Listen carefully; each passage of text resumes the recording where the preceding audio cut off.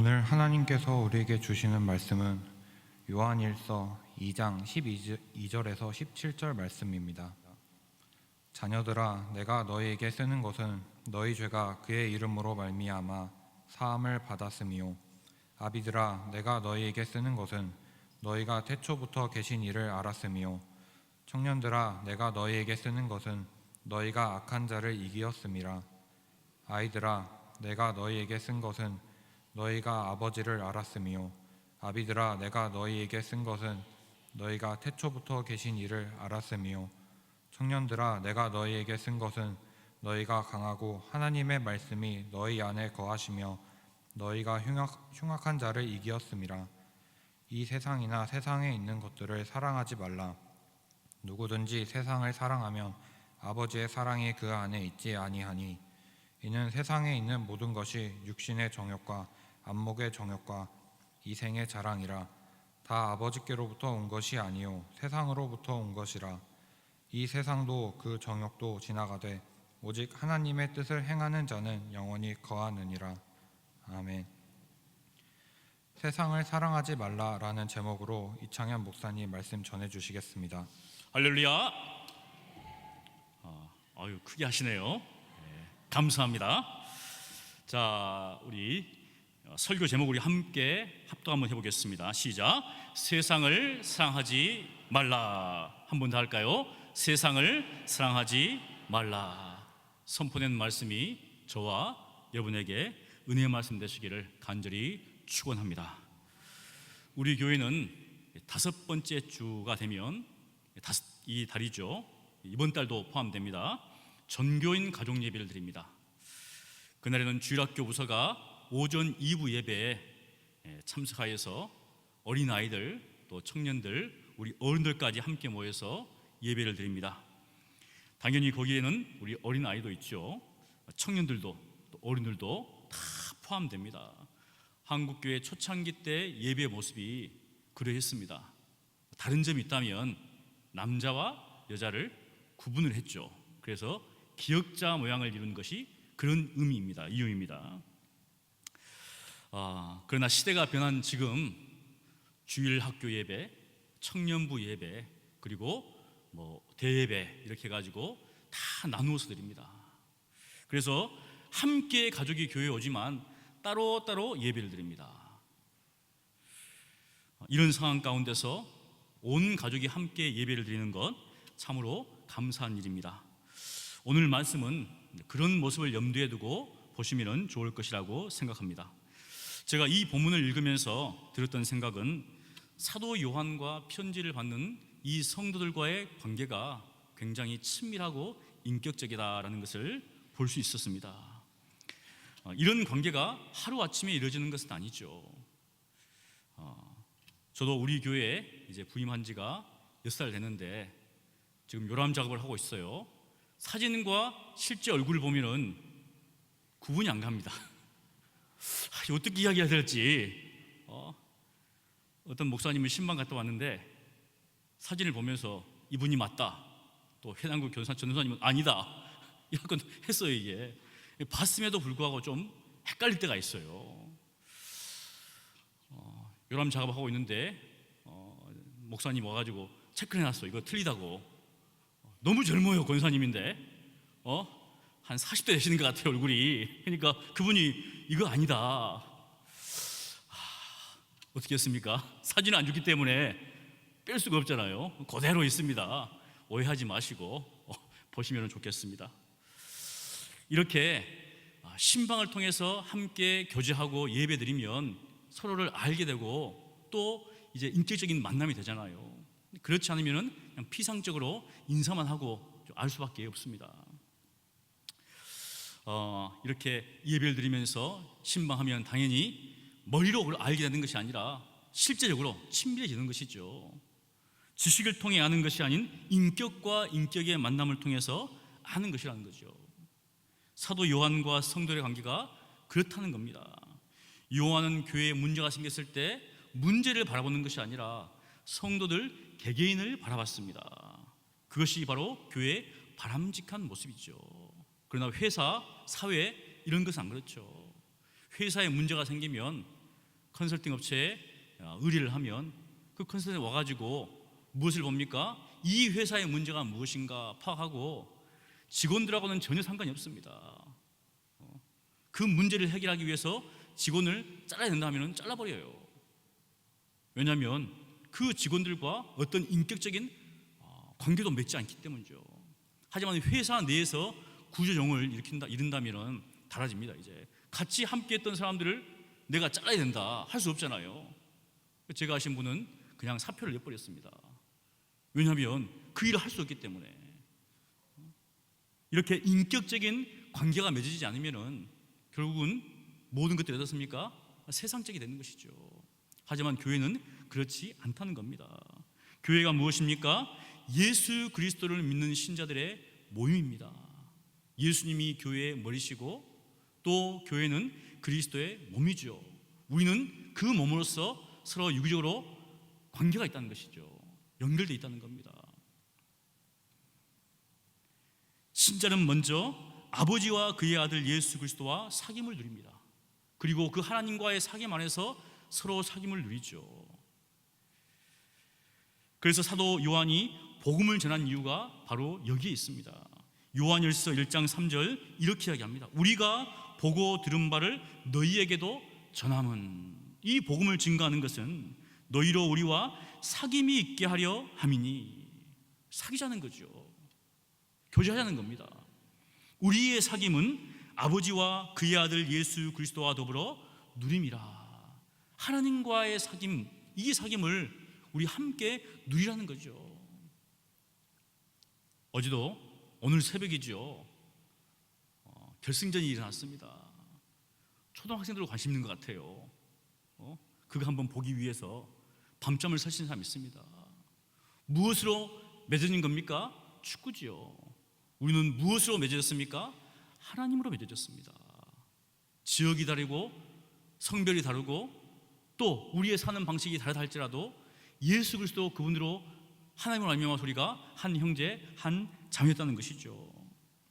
우리 서문교회 모든 성도들이 이렇게 하나님과 사귐을 누리고 그 사귐 안에서 서로 사귀시기를 간절히 축원합니다.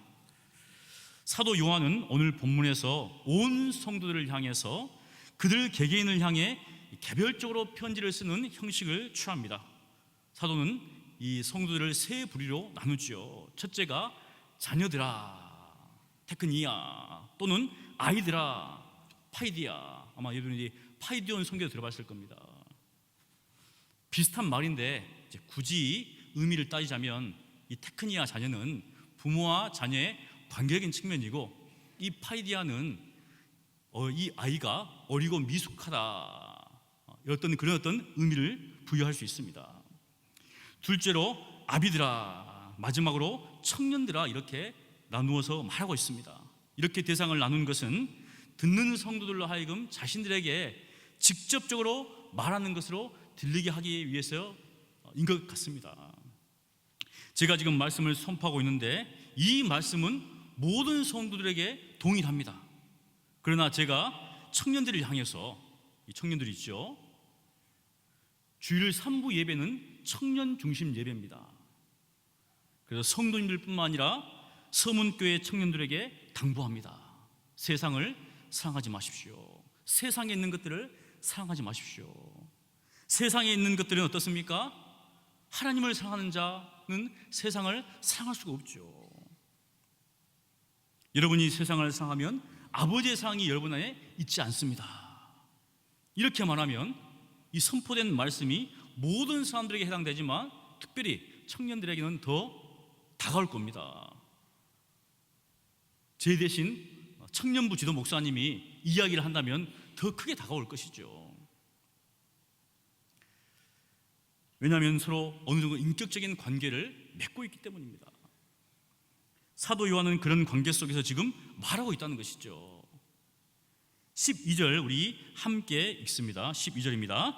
자녀들아, 내가 너에게 쓰는 것은 너희 죄가 그의 이름으로 말미암아 사함을 받았으며. 자녀들아, 이렇게 이야기한다는 것이죠. 여러분, 사람에게 가장 큰 문제는 죄의 문제입니다. 우리가 교회에 나온 이유가 무엇입니까? 건강의 문제 때문에, 경제적 문제 때문에, 자녀의 문제 때문에 인생이 고달파서? 아니죠. 죄의 문제입니다. 이 죄의 문제를 해결하기 위해서 이곳에 왔다는 거예요. 근데 죄의 문제를 해결하지 못하고 다른 부수적인 문제를 해결하고 있으면 굉장히 잘못 가고 있는 것이죠. 아담의 범죄로 인해 죄가 세상에 들어왔고 죄로 인해 사망이 왔습니다. 모든 사람이 죄를 지었기 때문에 사망이 모든 사람에게 임한 것이죠. 죄가 사망 안에서 모든 사람에게 왕노릇하고 있다는 겁니다.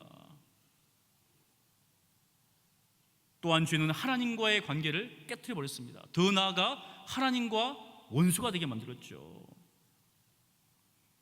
죄로 인해 타락한 인간은 하나님으로부터 떠나게 되었고 하나님을 알 수도 없습니다. 더 나아가 하나님과 원수된 이 관계 가운데 하나님의 대적이 되었다, 이렇게 표현을 합니다. 성경은. 이 죄의 문제를 해결하지 않고는 누구도 사망으로부터 벗어날 수 없고 하나님과의 깨어진 관계가 회복될 수 없습니다. 죄의 문제가 가장 시급하고 중대한 문제였기 때문에 사도 요한은 요한일서 2장 1절에서 그의 자녀들에게 죄를 범하지 말라고 당부합니다. 나의 자녀들아, 내가 이것을 너에게 쓰면 너희로 죄를 범하지 않게 하려 함이라. 학교에서는 선생님이 공부를 잘하십시오, 공부 잘해라 하잖아요. 회사 사장님은 열심히 일하십시오, 이렇게 하잖아요. 축구 선수들에게는 축구 열심히 해라. 교회에서는 무슨 이렇게 합니까? 죄 짓지 마십시오, 범죄하지 마십시오, 이거죠. 여러분, 그렇다면 이 죄의 문제를 우리가 어떻게 해결할 수 있는가? 그런데 죄를 범하지 않는 것보다 더 먼저 상대할 게 있습니다. 그것은 죄의 사함을 받는 것이죠. 죄를 범하지 않는다고 해서 이전에 우리가 지은 죄가 다 사라지는 것은 아닙니다. 여전히 그 죄가 남아있다는 것이죠. 그러기에 먼저 죄의 사함을 받아야 합니다. 그렇다면 어떻게 죄의 용서함을 받을 수 있을 것인가? 여러분의 과거를 돌아보고 이렇게 내가 잘못했는데 이 문제를 해결하기 위해서 내가 이렇게 해야 되겠다, 열심히 교회 나오고 예배 참석하고 헌금도 하고 11조도 하고 봉사도 하고 이렇게 하면은 해결됩니까? 하나님, 제가 이렇게 했으니까 저의 죄를 용서해 주십시오. 이사야 선지자는 말하죠. 우리의 은은 다 더러운 옷 같다는 겁니다. 우리가 이렇게 살아가는 것은 하나님의 은혜에 감사해서 살아가는 것이지 나의 모든 죄의 문제를 해결하기 위해서 이렇게 사는 게 아닙니다. 요즘 일부 예배 때, 오전 예배 때 11조 얘기가 많이 나옵니다. 11조 한다고 하나님께서 복을 주시고 안 한다고 복을 덜 주십니까? 아니잖아요. 자기의 아들 예수 그리스도 가장 큰 은혜죠. 사랑입니다. 선물입니다. 주셨으니 감사해서 하나님 백성으로서, 자녀로서 은혜 가운데 우리가 하는 것이죠. 봉사도 마찬가지입니다. 어떻게 하면 내가 하나님의 은혜에 보답할 것인가? 그 마음이 너무 넘치니까 하지 말라고 해도 합니다. 그래서 사도 요한은, 사도 바울은 모든 것이 하나님의 은혜라고 이야기합니다. 내가 다른 사람보다 더 열심히 했지만 그것은 하나님의 은혜라는 것이죠. 하나님께서 우리의 행위를 보시고 우리의 죄를 용서해 주시는가? 아니죠. 예수 그리스도 그분을 보시고 우리의 죄를 용서하신다는 것이죠. 예수님은 화목제물로 삼으셔서 우리를 자기와 화목하게 하셨습니다. 예수님을 믿음으로 우리는 하나님을 알게 되었죠. 보이지 않는 하나님을 우리가 어떻게 알 수 있습니까? 혹시 하나님 분 보신 분 계신가요? 아주 이성적이고 지성 있는 분들인데 안 보면서도 우리가 하나님을 안다고 해요. 믿습니다. 바로 예수님을 통해서 우리가 하나님을 아는 것이죠. 예수님을 믿음으로 우리는 하나님을 알게 되었고 하나님과 화목하게 되었습니다. 그래서 요한은 14절에 이렇게 이야기합니다. 14절 우리 함께 읽습니다. 아이들아, 내가 너에게 쓴 것은 너희가 아버지를 알았으며. 여러분, 하나님을 알지 못하면 하나님 나라에 들어갈 수가 없습니다. 예수님이 아니고서는 하나님을 알 수도 없고, 예수님의 이름으로 죄사함 받지 않고는 하나님과 화목하게 될 수도 없습니다. 사랑하는 성도 여러분, 예수 그리스도의 이름으로 우리가 죄사함을 받았습니다. 여러분의 죄가 주홍 같을지라도 예수의 이름으로 알미암아서 희게 되었고, 진홍 같을 붉을지라도 예수의 이름으로 알미암아서 양털같이 희게 되었다는 것이죠. 그러므로 우리는 더 이상 죄 가운데 있지 않습니다. 사망이 우리를 두렵게 하지 않는 사실이죠. 이 사실을 믿으시기를 바랍니다. 우리 13절을 우리 함께 읽습니다. 13절입니다. 아비들아, 내가 너에게 쓰는 것은 너희가 태초부터 계신 일을 알았으며, 청년들아, 내가 너에게 쓰는 것은 너희가 악한 자를 이기었음이라. 다음으로 사도는 아비들에게 그리고 청년들에게 이 편지를 쓴다고 이야기합니다. 아비들에게는 그들이 태초부터 계신 일을 알았다라는 겁니다. 태초부터 계신 이가 누군가? 요한일서 1장 1절에 이렇게 이야기하죠. 태초부터 있는 생명의 말씀에 관하여는 바로 예수님입니다. 예수님이 태초부터 계셨다는 것이죠. 사도들이 들었고 보았고 손으로 만진바된 분이 바로 예수 그리스도입니다. 말씀이신 예수님은 하나님과 함께 계시다가 우리에게 나타나신 바 되었죠. 여러분은 예수님을 아십니까? 예수님을 아신다면 여러분은 영원한 생명을 소유했습니다. 그리고 하나님을 아는 것이죠. 영생은 유일하신 참 하나님과 그가 보내신 자를 아는 것이다. 예수님께서 직접 말씀하셨죠. 영원한 생명이 무엇입니까? 인간이 선악을 알게 하는 나무의 과실을 따먹었습니다. 그리고 나타난 현상이 두 가지죠.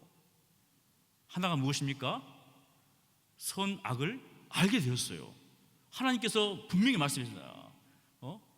이들이 우리와 같이 선악을 아는 일에 하나였다는 거예요. 그리고 죽음이 왔습니다. 따먹지 말라고 했는데 따먹어 버렸거든요. 선악을 알게 됐지만 영원한 사망 가운데 처해졌죠. 하지만 예수님을 알므로 우리는 어떻습니까? 이제 영원한 생명을 소유하게 되었다는 것이죠. 예수님을 알지 못하면 어떻습니까? 믿을 수가 없죠. 당연히 그 속에 생명이 없다는 겁니다. 저쪽에 보시면 여러분 성경학교 및 수련회가 있습니다. 아주 우리 주일학교에 정말 중요한 때죠. 저렇게 하는 이유가 무엇입니까? 예수님을 알자는 겁니다. 예수님을 만나자는 것이죠. 사실 주일학교 아이들이 일주일에 2시간도 안 됩니다. 이 시간 교회에 와서 하나님을 배운다, 안다. 그것은 마치 2시간 공부하고 서울대 들어가는 거와 똑같아요. 맞잖아요. 2시간 공부하고 어떻게 서울대 들어갑니까? 2시간 예배 드리고 성경 공부하고 2시간도 안 되죠. 그 아이들한테 신앙으로 살아가라.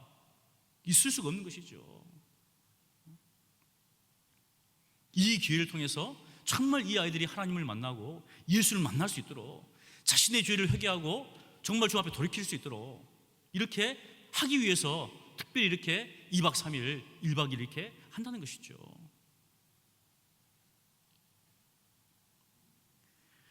여러분, 바로 이것을 위해서 우리 어르신들이 기도해야 됩니다. 우리 아이들이 정말 예수를 만날 수 있도록 인격적으로 예수를 체험할 수 있도록 기도해야 한다는 것이죠. 13절 아까 이야기했는데 여기 보면 이제 다음으로 청년들에 대해서 이야기합니다. 여기 청년들이 우리 있는데 잠언에 보면 이런 말씀이 있어요.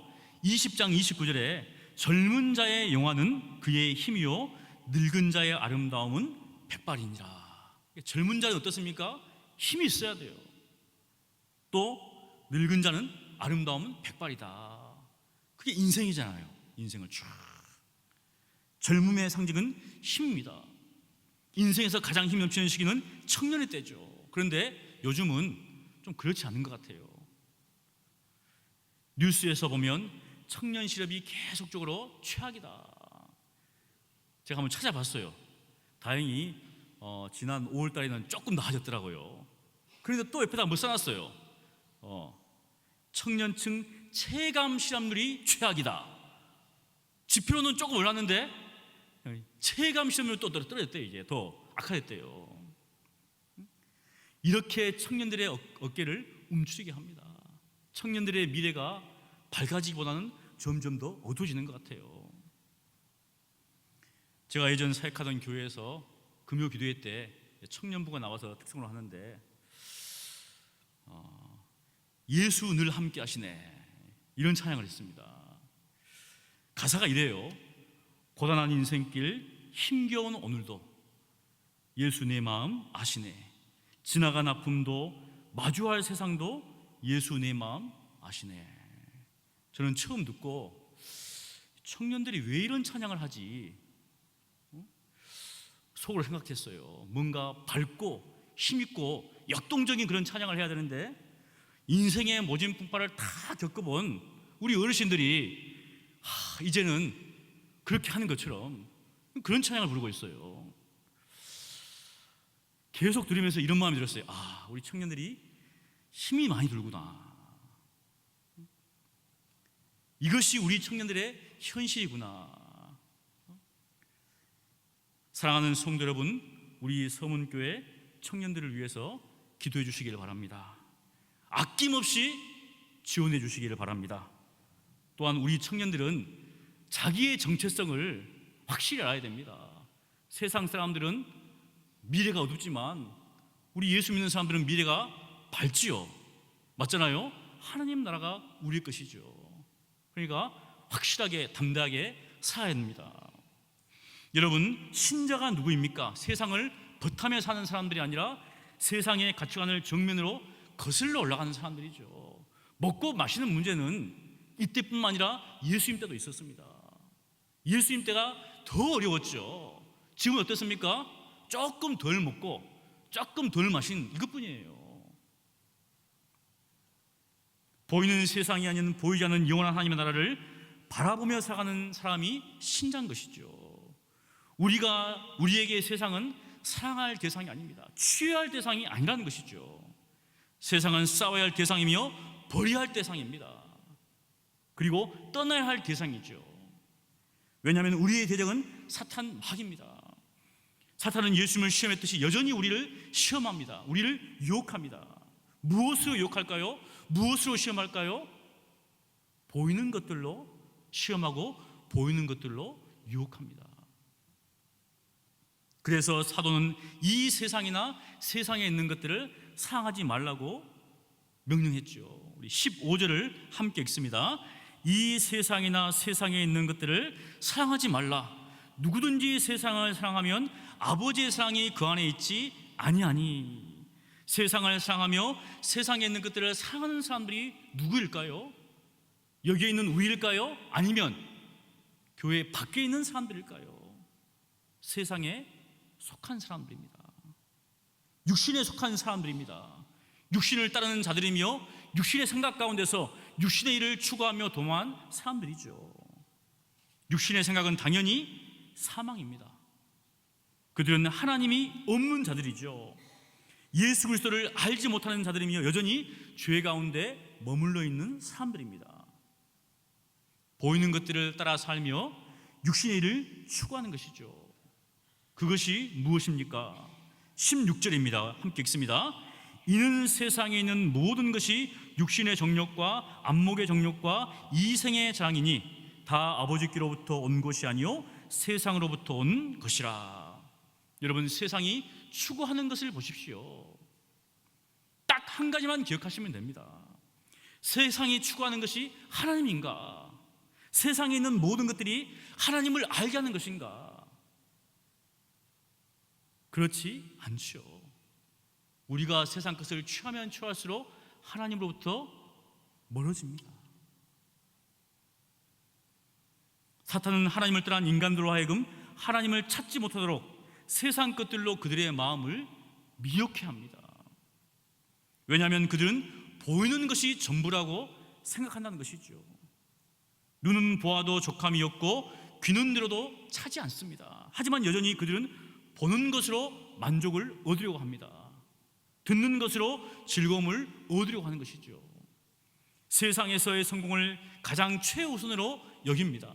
그래서 육신의 이 정욕, 안목의 정욕, 이생의 자랑을 따라 살아가는 사람들이 목적으로 삼는 것이 바로 세상의 성공이죠. 여러분, 교회가 쇠석화되었다고 하는 것이 무엇입니까? 육신의 정욕, 안목의 정욕, 이생의 자랑을 위해서 하나님을 이용하는 겁니다. 하나님을 믿으면 부해지고, 하나님을 믿으면 잘되고, 하나님을 믿으면 건강해지고, 하나님을 믿으면 소원 성취되고, 다 이런 것들이죠. 하나님을 믿으면 만상통하고, 하나님을 믿으면 안 되는 일이 없고, 그러다가 왔는데 안 돼요. 그래서 떠나신 분들이 있습니다. 기독교는 나하고 좀 안 맞는 것 같아요, 이러면서 떠나세요. 자기가 안 맞는 게 아니고 본인이 맞춰야 될 거 아니에요. 맞죠? 우리가 하나님께 맞춰야 됩니까? 하나님이 우리에게 맞춰야 됩니까? 하나님께서 우리에게 먼저 맞추셨어요. 예수님을 통해서. 그러니 우리는 어떻습니까? 예수님께 우리를 맞춰야 되겠죠. 그곳에는 하나님을 사랑하는 대신 자기를 사랑하는 것으로 가득합니다. 자기 사랑은 또한 자기 연민으로 나타나시죠. 신앙에 있어서 가장 큰 적은 자기 자신입니다. 세상을 사랑한다는 것은 곧 자기를 사랑한다는 것이죠. 그래서 예수님은 자기를 부인하라고 제자들에게 요구했던 겁니다. 바로 이런 일을 뒤에서 꾸민 자가 누구인가? 참 보이면 좋겠는데, 맞죠? 보이면 좋겠는데 안 보이는 이 사탄입니다. 또 영적인 존재가. 세상 것들이 딱 몰려올 때 그 뒤에 사탄이 딱 보이면 안 되겠다 해야 되는데, 우리는 어떻습니까? 잘 못 보는 것 같아요.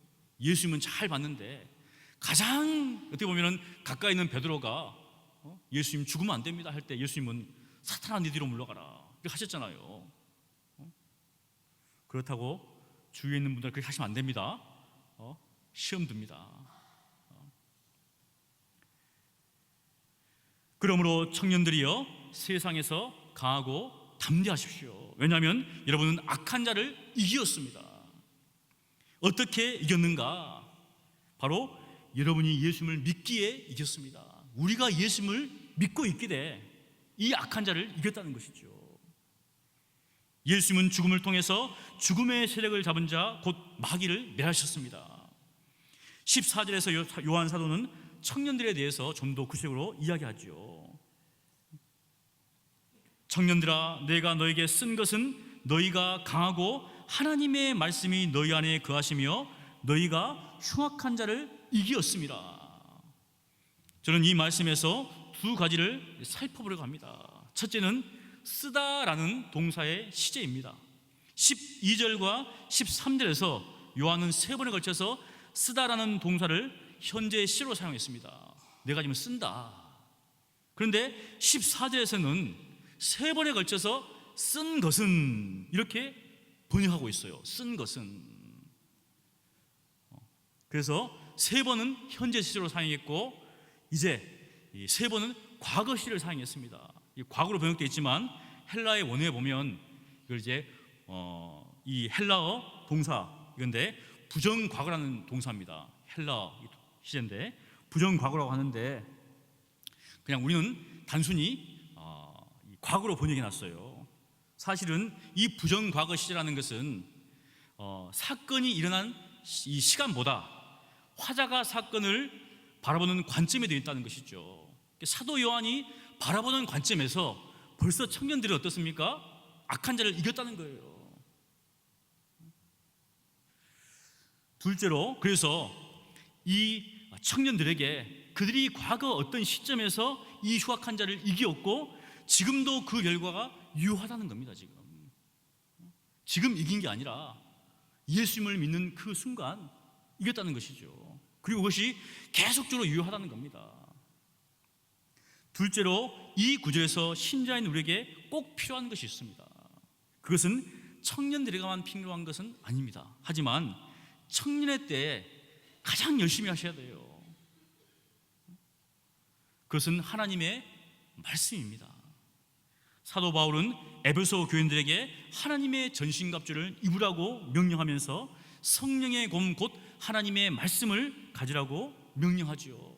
신자에게 있어서 영적인 공격의 무기는 하나님의 말씀이죠. 성령의 검입니다. 우리가 무엇으로 사탄을 이길 수 있습니까? 하나님의 말씀이죠. 그러니 성령의 검인 하나님의 말씀을 우리가 갈고 닦아야 합니다. 하나님의 말씀인 성경을 들고만 다니는 것은 아무런 의미가 없죠. 그 말씀을 어떻습니까? 사용하기 위해서 우리가 듣고 읽고 공부하고, 그래서 우리 교회는 전 교인들이 주일날 성경 공부를 하지요. 그런데 사실은 정말 짧은 시간입니다. 매일 공부하셔야 돼요. 매일 읽어야 되고, 맞잖아요? 일주일 동안은 다 꽂아 놓다가 주일만 오면 빼가지고 싹싹, 아니잖아요. 여러분의 성령의 검은 어떻습니까? 독이 쓴 채 검지만 꽂혀 있습니까? 아니면 날카로운 빛을 머금고 세상의 유혹을 당당히 맞설 수 있도록 준비되어 있는가? 그러기 위해 우리는 매주일마다 성경 공부를 합니다. 이것으로 만족하지 마십시오. 사실 이것은 최소한의 일이죠. 여러분은 매일매일 하나님의 말씀을 여러분의 것으로 삼아야 합니다. 그러기 위해서는 시간이 필요합니다. 노력이 따라야 되죠. 때로는 다른 것들을 포기해야 합니다. 여러분, 하나님의 말씀보다 더 중요한 것은 없습니다. 우리 청년들은 열심히 하셔야 돼요. 우리 권사님들이 공부하기 위해서 시간을 다 하면 돌아서면 잊어버린대요. 돌아보면 어떻게 할 수가 없는 거예요. 이거는 보고 나서 돌이키면 또 잊어버리고 또 하고. 우리 청년들 어떻습니까? 딱 보면은 싹 들어옵니다. 맞잖아요? 열심히 하셔야 돼요. 하나님 말씀 붙잡고 실험하셔야 됩니다. 모르면 우리 청년 목사한테 이야기하셔야 돼요. 질문하셔야 되고. 그런데 알아도 안지 몰라도 모른지 살아가는 거예요. 하나님 말씀이 다른 것보다 중요한 이유가 무엇입니까? 17절입니다. 우리 함께 읽습니다. 17절. 이 세상도 그 정욕도 지나가되 오직 하나님의 뜻을 행하는 자는 영원히 거하느니라. 이 세상도 그 정욕도 지나갑니다. 제가 우리 교회 어르신들, 교인들을 보니까 나이 드신 분들 딱 보면은 예전에 소시적에 뭐 하셨더라고요. 뭐 교장 선생님, 무슨 뭐 교감 선생님 다 하셨어요. 이제 다 희끗희끗 하시지만 어떻습니까? 옛날에는 날고 계신 분들이에요. 열심히 공부해가지고 사회에서 뭐 국장도 하시고 뭐 하시고 다 하신 분들이다 보니까. 근데 지금 어떻습니까? 봐도 모르겠다는 거예요. 또 몸이 이렇게 하니까 밖에도 못 나가시고. 그때도 됐습니까? 어딘가에서 정말 이름을 날리신 분들이에요. 하지만 세월의 장사가 없다고 다 지나간다는 겁니다. 이제는 거동이 불편해서 나갈 수도 없어요. 누가 찾아오지 못하면 어떻습니까? 만날 수도 없습니다. 왜냐하면 영원한 것은 없기 때문이죠. 그래서 인생 무상이라고 합니다. 전자는 모든 것을 누린 후 결론을 내린 것이 그것이죠. 헛되고 헛되며 헛되고 헛되니 모든 것이 헛되도다. 내가 이 땅에서 장관을 하든 국회의원을 하든 무슨 CEO가 되든지 어떻습니까? 나이가 들어가지고 거동이 불편하면 어떻습니까? 찾아오는 사람이 없으면 만날 수가 없는 거예요. 다 사라진다는 것입니다. 영원하지 않다는 것이죠. 그러나 영원한 것이 있습니다. 우리에게 영원한 삶이 있다는 것이죠. 누가 영원한 삶을 누릴 수 있는가? 하나님의 뜻을 행하는 자입니다. 그렇다면 하나님의 뜻을 어떻게 할 수 있는가? 하나님의 말씀인 성경이죠. 하나님의 말씀을 모르면서 내가 하나님 백성으로 살고 있다. 이것은 스스로 거짓말하는 겁니다. 그러므로 사랑하는 성도 여러분, 세상을 사랑하지 마십시오. 세상에 있는 것들을 사랑하지 마십시오. 하나님의 사랑을 받은 우리가 어찌 세상을 사랑할 수 있겠습니까?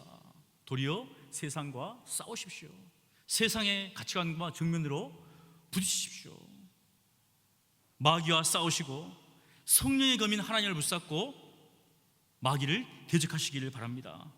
장식용이 아닌 실전용으로 하나님의 말씀을 사용하시기를 바랍니다. 이 세상도 지나가고 그 정욕도 다 지나갑니다. 그러나 하나님의 뜻을 향하는 자는 영원히 거합니다. 여기 계신 모든 분들이 영원하신 하나님과 함께 복된 삶을, 영원한 삶을 누리시기를 간절히 축원합니다. 기도하겠습니다. 거룩하신 하나님, 감사합니다. 하나님의 상을 받은 우리가 세상을 사랑하지 않고 세상에 있는 것들을 취하지 않고 그것을 버리며 세상과 대적하여 싸우는 삶을 살 수 있도록 하나님 우리에게 은혜를 더하여 주시옵소서. 하나님의 말씀인 성령의 검을 붙잡고 매일의 삶 가운데서 말씀 따라 살아가는 저희들 될 수 있도록 은혜를 허락하여 주셔서 이 땅 가운데서 승리하는 저희들 될 수 있도록 역사하여 주시옵소서. 감사하고 예수님 이름으로 기도합니다. 아멘.